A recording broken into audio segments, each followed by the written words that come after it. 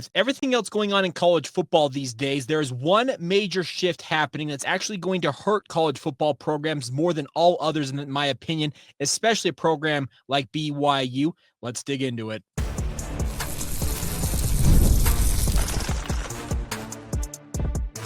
You are Locked On Cougars, your daily podcast on the BYU Cougars, part of the Locked On Podcast Network, your team every day. What's up, everybody? I'm Jake Hatch, your host here on Locked On Cougars, resident BYU insider. Thank you for making Locked On Cougars your first view and or listen of the day. And as always, thank you to all of you who are everydayers with us right here on your original daily podcast focused on the BYU Cougars. Today's show is brought to you by our friends over at FanDuel. Go to FanDuel today. Place your first $5 bet, and if it hits, get $150 in bonus bets, courtesy of our friends over at FanDuel. Get started today by going to FanDuel.com. All right, so there is a lot going on this week, obviously, with regards to the early signing window and a lot of other changes happening on the college football front. There is one thing that I think we have overlooked that some coaches have been talking about, and I don't think it's necessarily been discussed as heavily as it needs to be. And that is with the NCAA agreeing to settle their antitrust cases, and we're talking multiple lawsuits they have agreed to settle. They're setting now new roster limits across all college sports. That actually expands rosters for most of the college football, not college football, most athletic department programs out there across the NCAA. We're thinking about track and field, thinking about baseball, softball, thinking about all the different, like, quote unquote, Olympic sports out there. They seem to have gotten expanded rosters, but there is one sport that they're cutting back on. That's college football. BYU, along with the rest of the FBS programs out there, I'm talking both Power 4, G5, and everything in between there, have to now abide by going forward, unless they're going to alter this, but I highly doubt they are because they're already planning on it. They're going to have 105-man rosters beginning next season. Now, you're probably wondering, well, what's the number been, Jake? It's been 123 players. BYU this past season, has had 122 players, actually one less than the maximum allotment you could carry under current NCAA guidelines. So, looking forward, so we're looking almost a year from now, when BYU shows up for training camp next August, they are going to be much lighter in terms of the overall construction of this roster, and it's going to, I think, have a net negative across college football as a whole. No program out there is safe from this. We have seen programs from Clemson all the way down to Navy. Just think about it across. These coaches have been bemoaning this fact. I asked Kalani Sitake about it last week, and he said that, hey, we're just going to have to deal with it, and it's going to be a thing that's across the sport. In essence, every college football program in America is losing somewhere, let's say I'd say 18 roster spots, for lack of a better number there, maybe as upwards of 20. The other change that is coming, and it hasn't officially been imposed yet because the SEC, I think, let out on this, and I think the Big 12 is going to follow their lead, is that under the current NCAA guidelines, you were allotted 85 full scholarships for football. The other roster spots in there were walk-on spots, guys who were paying their way and were members of the program, but were not on full scholarship. BYU has utilized that walk-on program to great effect. Think about some of the greatest players in BYU history who started their careers as walk-ons. I look at guys like Andrew Rich. I look right now at a guy like Tanner Wall, Crew Wakely. You can think of a bevy of guys out there who started their careers as guys who wanted to play for the love of the game, for everything that they wanted to do, and ended up being bona fide stars for the BYU football program. You're cutting a bunch of those slots. As it stands, the SEC has announced this. I think the Big 12 is going to do the same thing, is that even with the 105-man roster next year, which you could scholarship all of them, the conferences are going to impose, it's still just an 85-man scholarship limit next year. So you're holding true to your overall scholarship numbers, but you're cutting 18 roster spots and going to have 20 walk-ons versus 38. I don't think this is necessarily going to be a bad thing in the long run, because I think it'll actually kind of balance out some rosters across college football. I'm telling you, FCS programs have got to be thinking, hey, we're going to be able to pick up some guys who may not have otherwise been able to pick up, just because of the fact that these programs are going to have to cut bait. And I hate to use that term, but you're going to have to cut guys from your program who put their heart and soul, blood, sweat, and tears into these various programs. And be told the dream is dead at X university, in this case, BYU. And that's a very tough thing for these coaches to have to do. They have, for many years, brought guys into these programs who may be, as they say, late bloomers, may not have the the polish that you want them to have. You have them come to your program, be a walk-on, and if they bloom into what you believe they can become, then they're rewarded with a scholarship down the line. That's not saying that this can't happen, but I'm telling you, 18 guys at least from BYU's roster this year are going to be told, hey, thank you for all that you've done for us, but we just don't have room for you next year. And that's the crappy part. It's not just BYU, it's every program across the country. And it's actually going to create, I think, even bigger of a cluster when it comes to the transfer portal. I'm not saying that all the walk-ons across the country are worth going and looking at, but BYU would do well to look at all options. The other fact of the matter is there are going to be a bunch of guys who are aging out of the program. We have seen a bunch of numbers coming out about how many guys still have a COVID year remaining. Well, it's getting fewer and fewer. And if I'm not mistaken, I believe next year will be the last year, I think, of guys still able to use a COVID year in terms of extra eligibility. But as BYU's roster is constructed right now, they have 10 redshirt seniors. So those guys are out of eligibility. Unless something crazy happens, there's at least 10 guys from BYU's roster this year that are moving on. Think of guys like Connor Pay. Those are the guys who are moving on from this program. There are 11 guys listed as seniors on BYU's roster, but I know 2 of them are likely to stay on for at least another year, using a COVID year, one of them being Isaiah Jota. So you look at that, okay, that's at least 9 guys gone from that. You have 17 redshirt juniors, including guys like Jake Retzloff, who you expect to be back for another season in a Cougar uniform. But there are other guys in that redshirt junior class who have played 4 years of football at this point. You say, hey, thank you, but we need you to move along here. And then you go down to 5 true juniors according to the roster and 18 redshirt sophomores. It's going to be zero fun, I think, for any of these coaches, Kalani Sitake and any of the coaches on BYU staff, to deal with this, because that's a gut punch. Looking at trying to tell a young man, thank you for everything you've put into this program. Thank you for putting your heart and body on the line to come in and be a productive member of the BYU football program. But the simple math says that we don't have room for you. So what's it going to look like? Where does BYU need to trim the roster? Well, for lack of a better model out there, I'm telling you, you got to look at the NFL. We're talking about this has become the miniature NFL, even though they have bloated rosters. And speaking of, in the NFL, you have 53-man active rosters. In college football, will be 105-man rosters. It's a crazy, crazy time. But how do you go about modeling this? How is BYU and every other program out there, how are they going to have to structure their roster, at least in my mind? We'll delve into that next as you roll on right here on Locked On Cougars. Today's show is brought to you by our friends over at FanDuel. Now, FanDuel's here for you guys to have some fun this NFL season. You can tackle all the action with FanDuel, as they are America's #1 sportsbook. Right now, new customers bet $5 and get $150 in bonus bets if you win. Simple as that. The FanDuel Sportsbook app or even online gives you everything you need to place your live bets on the NFL all in one place. So when you get the hunch in the middle of a game, you can check out the latest stats, you live play-by-play, and so much more on the same page where you're placing your bets. Just visit FanDuel.com today to join, and you get started with $150 in bonus bets if your first $5 bet hits. That's FanDuel.com to get started once again. Never waste a hunch and make every moment more with FanDuel, an official sportsbook partner of the NFL. Thank you once again for making Locked On Cougars your first view and or listen of the day. Hope you're having a fantastic day whenever you hear and or watch this.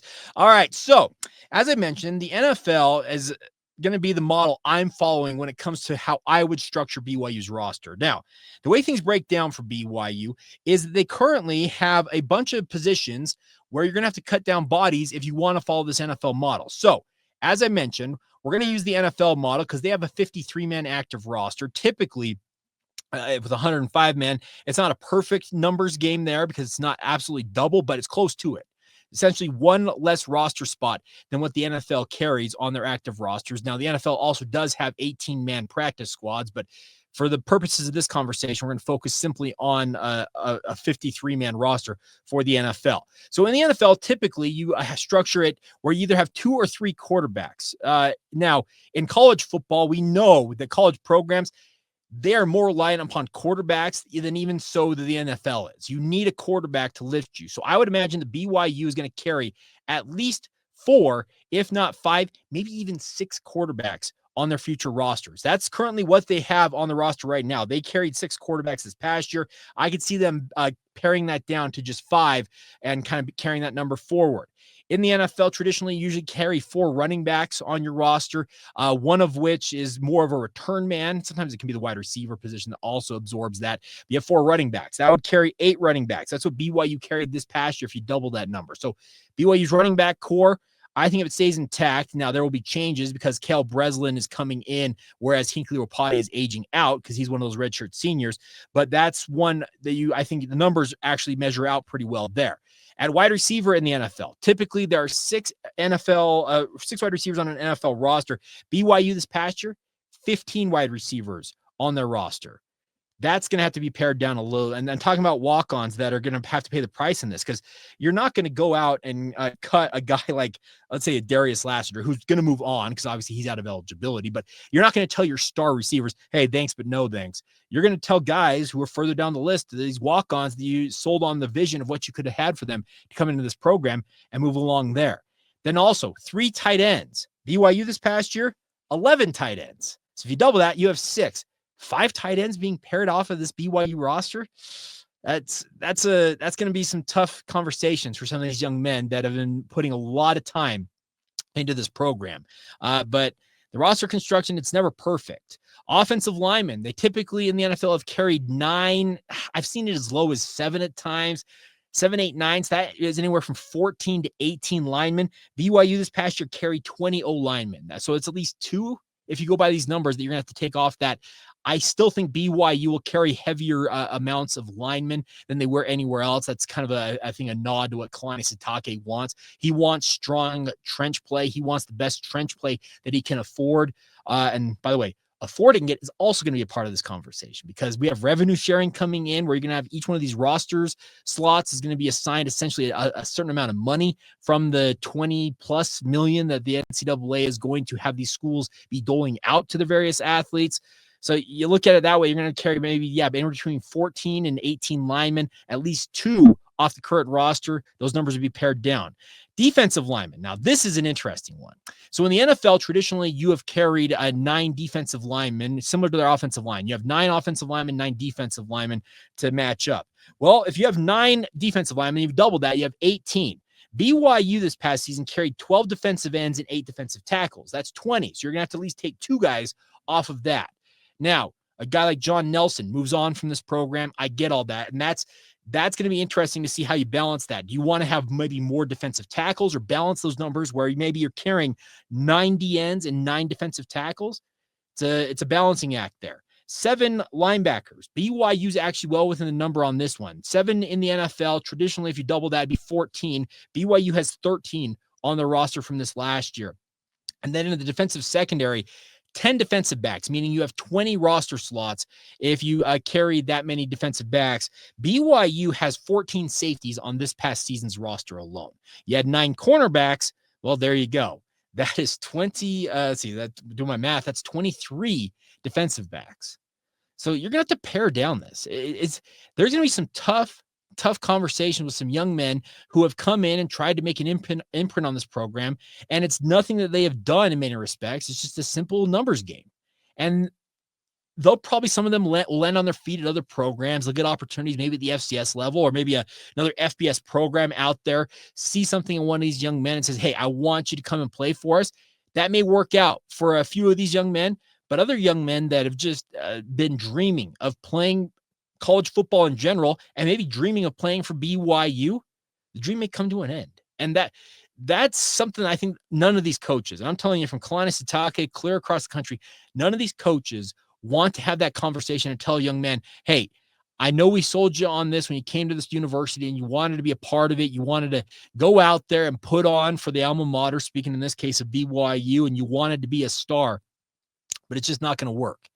We'll be happy to help you out in any way, shape, or form that we can, but I would encourage you to hop in the transfer portal and start looking at all of your options. That's the kind of conversation that's going to have to take place here. And it's going to hurt because, as I mentioned, BYU's walk-ons over the years have been a very, very rich resource for the BYU football program. Having 20 of them still in the program next year, that will be nice to have, but eventually, if they decide to truly up that to the full allotment the NCAA will allow you to have 105 scholarship players, Well, the numbers game will tell you that you're guaranteeing scholarships to certain guys, and they'll be more wary of offering a quote late bloomer or a guy who may be underdeveloped, but you feel like, hey, given time, he could do that. Those guys are probably more and more going to have to go to the FCS or Division II route and essentially show out on that level and then jump up to an FBS or Power 4 roster. And that the way the college football is going right now, it feels so much. I mean, so much like the NFL. And I'm not saying I hate it. I'm not saying that I like it per se, but I also look at it and say, what have we done to this sport? Like, really, what? And I'm talking to the collective we. We allowed TV networks to dictate when games kick off across the country. I look case in point at late November games for BYU kicking off at 8:15 Mountain Time. That's a net negative, I feel like, for BYU fans, because the weather does nobody any favors, and obviously it's for a late TV window. We'll have these TV networks to essentially feast upon the insecurity of various athletic directors and university presidents to cause all kinds of conference realignment, where we now have a league, and I'm appreciative that BYU's in the Big 12, but we now have a league that spans from the East Coast to the Mountain Time Zone and has programs like a UCF and BYU in the same group together. We have got a Big Ten that has Rutgers and Maryland on the Eastern Seaboard and 2 schools in Los Angeles and 2 in the Pacific Northwest, all in the same, quote, conference. We've let this sport really get off the wheels. And the fact of the matter is, I don't see it going back in any way, shape, or form at any point, because just too far gone at this point. We have given control to people that are looking at the bottom line and that don't really care about anything else. Tradition, the rivalries, that type of stuff, it's still there to a level, but haven't they all taken a hit? Like, really, have they not taken a hit? And that's the concern I have, is we have allowed college football to evolve into a professional sport that is essentially going to follow the NFL in lockstep and essentially do what the NFL does. And I like the fact that college football has been distinct for literally decades and it's kind of been its own quirky thing. Are there still going to be quirky things about the college game? Absolutely, because these are still young men that are ostensibly still getting an education while playing the sport that they love and obviously looking to continue playing professionally after their college careers are over. But at the same time, we're looking at things that are becoming, with money coming in, the specialization, the prioritization of football above academics. That's inevitable, isn't it? Is it not inevitable that is really what it's going to become? And eventually it could be that these college football programs become miniature franchises who are essentially affiliated with the university, but they're not under the university's control any longer. Now, that's a step down the line, it feels like, or multiple steps down the line to see that happen. And in that circumstance, what is BYU's role in all this? Are they willing to continue to kind of hoist money at this if it really doesn't support the aims of what Brigham Young University chases? Those are all conversations for future episodes of this podcast. But the bigger point to be made here is we've allowed this sport, speaking of college football, to really get off the rails a little bit. And it just feels like it's a runaway train at this point. And I don't know if anything or anyone can stop it before it kind of implodes and crashes on itself. And it's a scary kind of deal to think about, but at the same time, there are some changes, and BYU, just along with everybody else, can have to adapt to those changes for however long those are in place, and then adapt to whatever else is next. And it's a crazy, crazy thing, and who knows where it ultimately ends up. All right. The final point I want to make on this with regards to this roster construction is the fact that there's money involved. We're talking big money. NIL. Now, revenue sharing, how is that all going to impact the, quote, love of the game, unquote? We'll delve into that as we finish up this edition of Locked On Cougars next. Today's show is brought to you by our friends over at Game Time. Now, Game Time is here for you guys to get out to the events you want to go to, whether it's sporting events, concerts, theater, you like your favorite comedians coming to town. Our friends at Game Time have got the tickets for you guys. They have a brand new feature in their app called Game Time Picks, which makes getting your tickets, your favorite events, even easier than ever. It filters through all the other tickets on their website, literally thousands in certain circumstances, finds the right tickets for you, filters out all that fluff to get you the right options that are available to you. The best part is about our friends over at Game Time is they got all kinds of protections in it. They got lowest price guarantee that will credit you 110% of the difference if you find better priced tickets in the same area that you bought tickets from them. Event cancellation protection, even job loss protection. You lose your job, they're going to help you guys out along the way as well. And my favorite part is, once again, the all-in pricing feature. You toggle that in the app, you know exactly what you're paying right up front with the fees included, not getting an avalanche of fees that all of a sudden seem to double your price when you're going to check out. So take the guesswork out of buying your tickets and do it with Game Time Picks. Download the Game Time app today, create an account, and use the promo code LOCKEDONCollege for $20 off your first purchase. Terms apply. Again, create an account and redeem the promo code LOCKEDONCOLLEGE. That's Locked On College for $20 off. Download Game Time today. What time is it? It's game time. Thank you once again for making Locked On Cougars your first view and or listen of the day. All right. By the way, just another plug for you guys to join the Locked On Cougars Insider Group. Hope you guys will be part of it. We've been having a really fun time this football season. Obviously, basketball season well underway. If you want the inside scoop and all things I'm hearing on BYU Sports, join us today and we'll keep you in the know. And the best part is it comes to your phone in the form of a text message. It does not get much easier than that. I also have one-on-one conversations with myself if that's what you're craving as well. Click the link in the show notes below, whether you're watching and or listening to this, and join us today on the Locked On Cougars Insider Group. All right, before we go on today's show, let's talk about the impact of revenue sharing with these universities. There is reports out there, and the number I have heard most recently is $20.5 million in revenue sharing going out from these universities to their student athletes. I'm talking not just football programs, I'm talking across the entire athletic department. How much of a cut each one of these universities gives to the various sports, that is still in flux as so far as I am aware. The biggest issue is, how do you adequately satisfy Title IX demands while at the same time giving the money where they feel like it's going to be most advantageous in these athletic departments? That is a great question, and I hope that we get some clarification on the near future. But as it looks right now, we're going to have student athletes that are professionals. They're making money, and I think in the college football realm, we're talking money hand over fist. We're talking just absolute amounts of, we're talking millions, hundreds of thousands for some guys, maybe tens of thousands for others. But there is a significant amount of money going to be flowing to these athletes now from new different areas. The universities themselves are going to be paying athletes for the first time ever in college sports. Remember, not that long ago, there were programs like SMU. They have the death penalty for paying their athletes. Guess what? It's now all going to be legal, and it's actually going to be something that the NCAA is going to allow, and they have to allow, because it's under the, once again, the agreement of these antitrust. There was like 4 lawsuits. They combined into one. It was an antitrust case, and to satisfy the demands of all these different plaintiffs out there, one of the agreements was that they will be having revenue sharing in these athletic departments. And I look at it, what is a quarterback going to be worth? Well, we've heard from certain people that say, let's say Kyle Whittingham up in Utah. He says a quarterback is now worth $1 million minimum, maybe as much as $2 or $3 million, depending on the level of quarterback that you want. That goes in line a lot with the NFL, where quarterbacks are making now $50 million a year. And the other thing about this is, we've seen the NFL's raw salary cap structure. It's now north of $200 million. So if you essentially kind of cut that down into a tenth, $20 million, once again, you can kind of do the math on all this with regards to looking at these roster construction. Is quarterbacks are going to command a premium. Trench play, star tackles, we're talking defensive ends, offensive tackles, guys who play on the edge are going to be worth a certain amount of money. Linebackers, safeties, corners, wide receivers, running backs, all of them are going to have a set number that they are worth on the open market. And I hate to say the open market, but let's be real. Isn't that what the transfer portal is? It's the open market.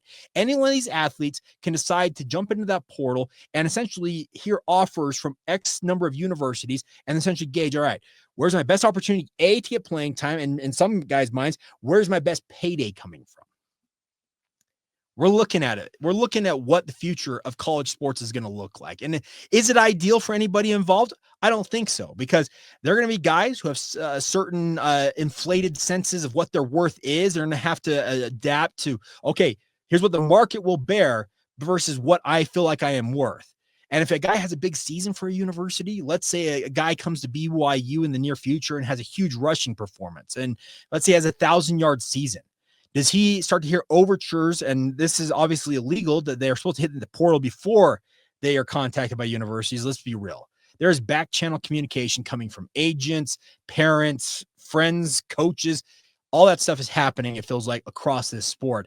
And who's to say that one of those young men is not going to have somebody call him up and say, hey, I've been talking to so-and-so. If you hit the portal, you're worth this amount of money, and it could be double what BYU might be paying that young man. That's a really, really tough thing to say no to, considering this is, in some cases, life-changing money for these athletes. We have already heard numbers out there of quarterbacks commanding multi-million dollar deals out there, and some of them got those deals this past offseason, played for 2, 3, 4 games, and got benched at the universities they were playing at. That's the risk you're running at these universities. You may think a guy is all that out there when it comes to the transfer portal, and you bring him in and they prove to just not be what you were looking for, but you're on the hook for, let's say, $1 million, $1.5 million, and they're essentially playing second fiddle to a guy on your roster who in theory could be making 10 grand. This is going to be an interesting, like, we're talking, like, you want to talk about a case study for years from now for sports management classes that is going to be analyzed and broken down to no end. Well, we're going to be living right in the middle of it here in college football and in college athletics for the next little bit, because there's going to be a feeling out process. Some universities will prioritize one thing, other universities will prioritize another. And essentially the market eventually will stabilize where it says, okay, this is what the market will bear, let's say, for a various position on a football program or a star athlete in a various other sports, whether it's men's basketball, women's tennis, equestrian out there, rowing. All college sports are not immune to this. And it's going to be very curious to see if the real money makers in athletic departments, and you guys, most of you know this, but college football, men's basketball, and then there's usually one other sport out there that seems to hold its own with regards to revenue generation. And at BYU, I would say it's the volleyball programs and women's soccer. Those are the chief money makers in the BYU athletic department, but still the football program brings in the lion's share of the revenue for these various athletic departments. How much does that balance out? How much do you prioritize sports who are a drain on your athletic department's budget versus those that obviously are paying their own way, if not paying for others? Man, it is a crazy, crazy time in college sports, and I don't think anybody has a perfect answer for it, nor do I think anybody has a clue of where it ultimately will balance out at the same time, because who knows what the next legal challenge could be on the NCAA in the near future. Could it be that that college football itself kind of disassociates itself from the NCAA at some point? There is a lot still to change, but there's a lot changing right now, and we're gonna be living in a case study. And I'm interested to see where it all kind of goes, and that love of the game feel out there. How many of these guys are going to be willing to play for love of the game versus how many guys are looking simply for love of the paycheck? And it's a big, big debate to be had. And we will have it. Trust me, we will have that on this podcast, and we'll have it on many other shows out there. The talking heads nationally, there'll be plenty of conversations about this in the not too distant future. All right. So that's enough for that for today. So hopefully you understood where I'm coming from on that, trying to help you guys understand about a major shift that's going to be taking place. And I think it's going to have the biggest impact on college football. Absolutely. And should be an interesting time to see where it ultimately all ends up. If it does end up anywhere down the line. All right, that's going to do it. A big thank you as always for your support of the podcast. Hope you guys are having a fantastic day whenever you hear and or watch us. And as always, we will catch you guys again tomorrow right here on Locked On Cougars.